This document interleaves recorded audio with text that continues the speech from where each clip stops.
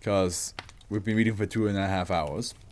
3 hours is like usually like the point where I'm like, now I'm slowly getting a bit to the point where I'm like, I might consider stopping. No, that's not true. I did 4 hour streams before, but like between 2 to 3 hours is usually the sweet spot.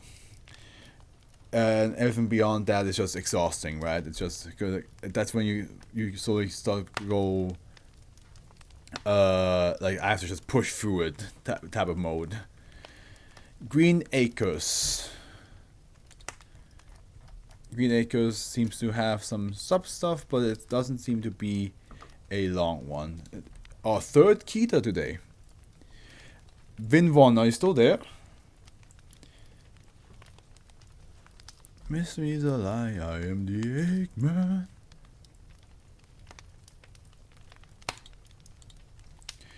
Glad you got through that. It was pretty long, yeah. But nothing we can't handle.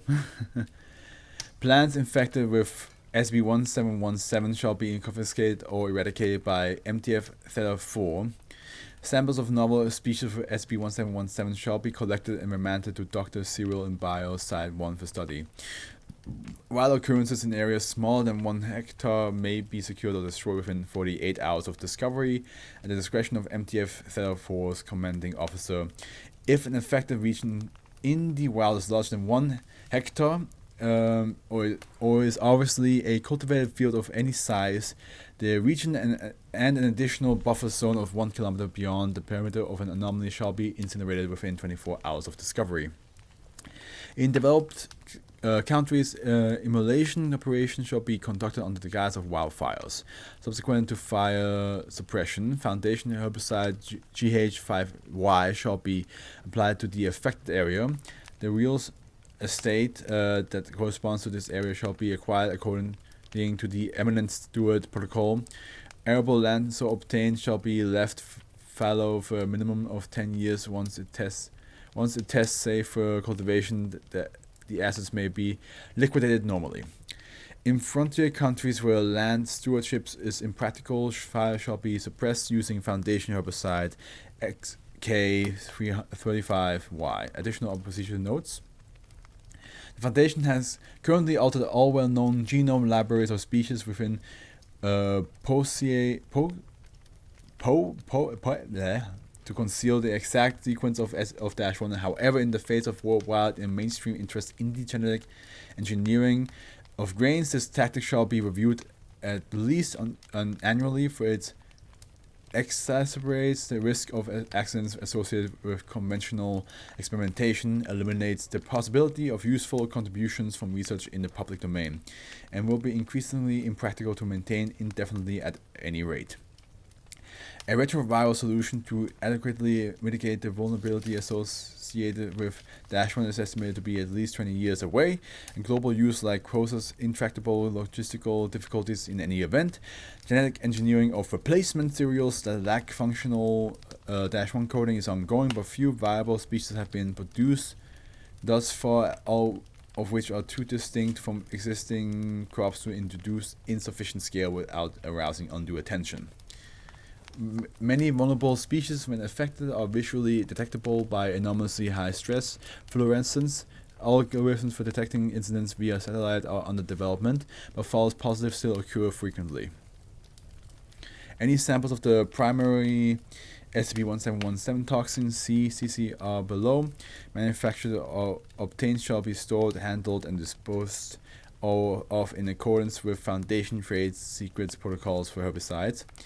No chemical test yet developed reliably detects food contaminated with CCR. Current Foundation techniques require the use of a gas chromatograph/mass spectrometer combination to identify the molecule. Description: SB-1717, which has also a footnote, anomalous chlorophyll reductase enzyme syndrome, is a disease of plants that occurs only when two factors conflate. -1 is an endogenous pararetrovirus found in the genome of all members of the family Poaceae. I'm just going to call it Poaceae. posse. The true grasses. When triggered, it induces the production, within the Harrison original, of the novel enzyme CCR, cryptopathologic chlorophyll reductase, which degrades chlorophyll into an analog molecule which is incapable of participating in photosynthesis, yet retains chlorophyll's color long after senescence of leaves and stems. Grasses killed by CCR can, on notice, turn into a green hay or stray where they stand. Before plant death, significant quantities of CCR are expressed in the endosperm within the seeds of affected plants, as much as 0.8% by weight in rice species. Such seeds typically can germinate, but shoots remain viable no longer than 21 days after germination. The flavor of affected grains is unchanged. Therefore, CCR can go undetected in the food supply. CCR can leach from decaying plant matter into the soil, and it's robust enough to kill or injure several generations of plants before deteriorating predominantly via UV radiation to non-toxic byproducts. CCR has low or mild acute toxicity in animals, 24 hours LD50 rat, oral 2,100 milligrams per kilogram, and humans, 24 hours LD50 D class, 4,800 milligrams per kilogram. It accumulates readily in the liver and is toxic long term, but the biological half-life is estimated to be 7.3 years. Idiopathic Parkinsonism commonly develops within 6 months at accumulations over 2,500 milligrams per kilogram, accompanied by either the ascites, pleural effusion, or both. At this stage, without a liver transplant, hepatic encephalopathy and death follow within weeks. -2 is an unknown substance that induces the expression of the -1 gene. Additional notes. To date, infection of SCP-1717 have been identified in 12 different species in three representative clades.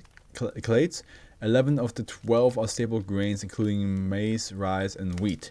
The 12th is a common forage grass in the U.S. There is no evidence to refute the vulnerability of the pulsea to SCP-1717. The chemical tank recovered from the burned wreck of the Thruxton Jackaroo involved in incident SCP-1717-Copper in would have contained no more than 80 liters if full.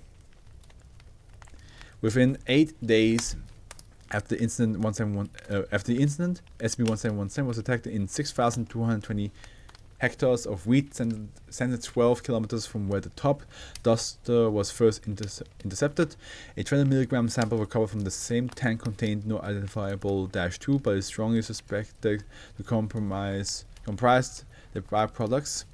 See document Gamma for a catalog of identified molecules from the breakdown of -2 under intense heat.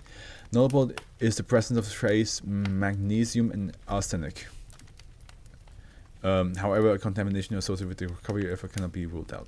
The Foundation coroner analysis of the remains of the pilot was inconclusive. Alternative forensics are underway. I will be honest, I don't know what I just read. I don't know what I just read. I think I understand that it's supposed to be some sort of like herbicide that you like throw around, and then everything becomes like more green. Like it looks healthier. Like the grass looks healthier, the green looks healthier. But then, if it's on like anything like anything that you can eat, like rice grass or anything like that, that will be infected as well. So if you eat too much of that, you'll definitely die. Am I understanding this correctly? Because I might not be fully. I'm probably going to understand it tomorrow when I make the thumbnails for it, but right now I am a bit lost. We'll be honest, tiny bit lost.